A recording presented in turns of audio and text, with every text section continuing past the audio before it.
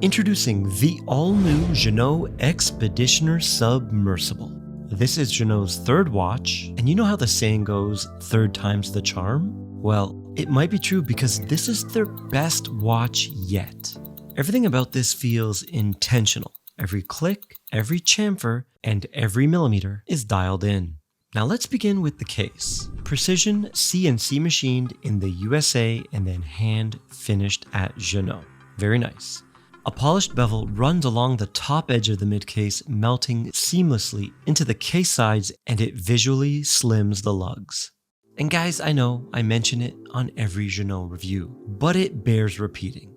The brushing on the top of the lugs is my favorite. It's got that coarse utilitarian finish that instantly gives you those classic 5-digit Submariner vibes, which I'm a huge fan of. And with the new thicker crown guards, the Expeditioner feels more like an evolved 5-digit sub. The direction Rolex maybe should have taken back in 2010 instead of the supercase monstrosity we ended up with. Alright, let's switch gears and talk about a few upgrades.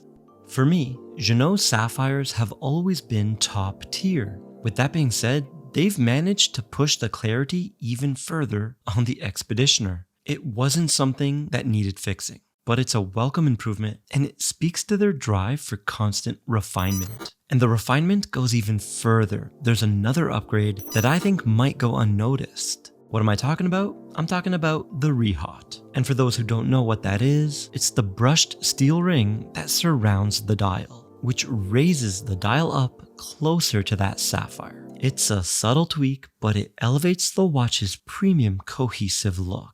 Now we're going to check out the brand new dimensions. For the case, I got 39mm. The bezel overhangs coming in at 40.1, and we got a secret measurement of 30.4. And the watch is pretty thin, coming in at only 11.4mm.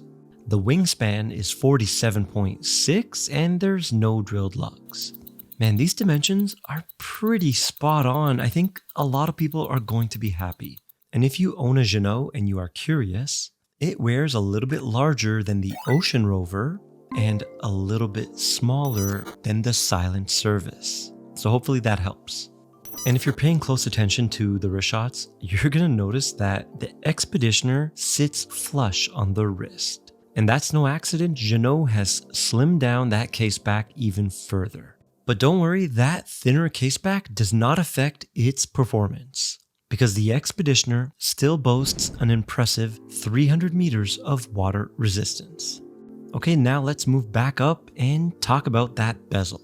Drop a comment and let me know what you think about the design because I'm a big fan. It's got that tapering, angular gear teeth profile that just looks fantastic.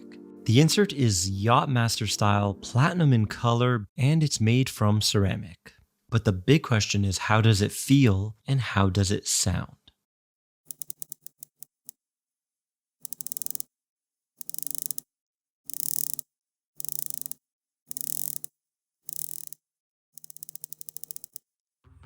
Man, honestly, it's awesome.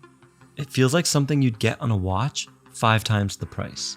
The resistance is perfectly balanced. It's not too stiff, not too loose. The clicks are crispy, tactile, and satisfying. It's just an absolute joy to use. I can't find anything wrong with it. Well done, Ginault.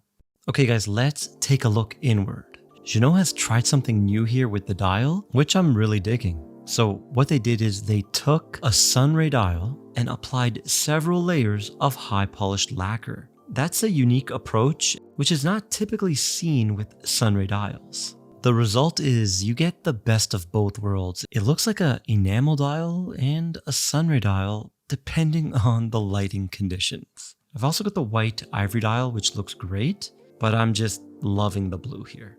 The arrow markers are forged and hand applied. The hands are multifaceted, diamond cut, and rhodium plated. And I love the clean look. I've never been a fan of the Mercedes handset. I'm sorry guys. Okay, so I have to mention it. The dial has too much text. I would take out a line under the Ginault logo and another line from the paragraph below. With that being said, I love the red Expeditioner text. It looks raised and glossy, and it just goes perfectly with the red seconds hand and the red date. You know, I've had the watches for a bit, and the red date is a game changer. Legibility, incredible. I'm a big fan of this. I don't know how I'll ever go back to a plain Jane black date. Okay, so what about the crown? It has the embossed Ginault flower logo, and it's a screw-down crown with a clutch system. Pulled out in the second position, there's no wobble. It's very solid. I'm picky about my crowns, and this one did not disappoint.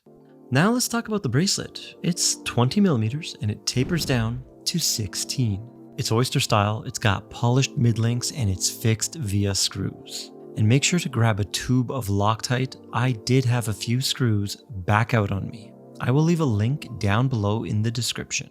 The clasp has on-the-fly quick adjustment that just glides into place. It's easy to use, and once you get used to it, you can never wear a watch without it. Okay, now we're gonna check out the lume.